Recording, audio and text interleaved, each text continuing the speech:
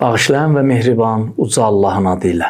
Biz Quran-ı Kərimin surələrinin tilavət üstünlükləri, nə fəzilətləri var və bir də o surənin tilavətində insanın vücudunda, canında hansı faydaları var, həyatında hansı xeyirləri var, onlar haqqında danışırdıq. Keçən verilişimizdə Həmd surəsi haqqında danışmışdıq. Bu verilişimizdə isə mübarək Bəqərə surəsi haqqında danışırıq. Bəqərə surəsi Quran-ı Kərimin ikinci surəsidir və Quran-ı Kərimin ən böyük surəsidir ki, 286 ayədən ibarətdir. İstərdim bu nöqtəni də ayrıca vurğulayam ki, Quran-ı Kərimin həm ən böyük surəsidir və Quran-ı Kərimin həm ən böyük ayəsi bu surədə yerləşir, Mədinədə nazil olub. Bəqərədən əlavə bunun adlarından biri də Fustatul Qurandır.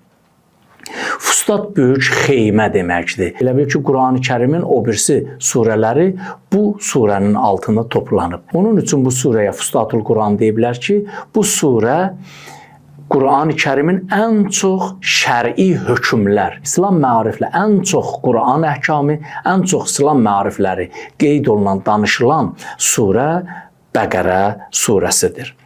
Bəqərə surəsini tilavət etməyin çox böyük savabları vardır ki, mən istərdim ki, onlara işarə eləyəm. Peyğəmbərimiz belə buyurdu: Bəqərə surəsini tilavət eləyənə Allahu Teala bir il Allah yolunda cihad eləyənin savabını verər. Peyğəmbərimiz, Allahın salavatü səlamı olsun ona, Bəqərə surəsi haqqında belə buyurur: Hər kəs Bəqərə surəsinin əvvəlindən 4 ayə, Ayətəl Kürsi və ondan sonra 2 ayə ki, biz onları 3 ayə ümumilikdə bilirik və bir də Bəqərə surəsinin son 3 ayəsini hər kəs hər gün tilavət eləyərsə, Allah canından, malından narahatçılıqları aradan aparar və şeytan ona heç vaxt yaxın ola bilməz və heç bir zamanda Qur'anı unutmaz. Və Peyğəmbərimiz belə buyurdu: O ev boş evdir ki,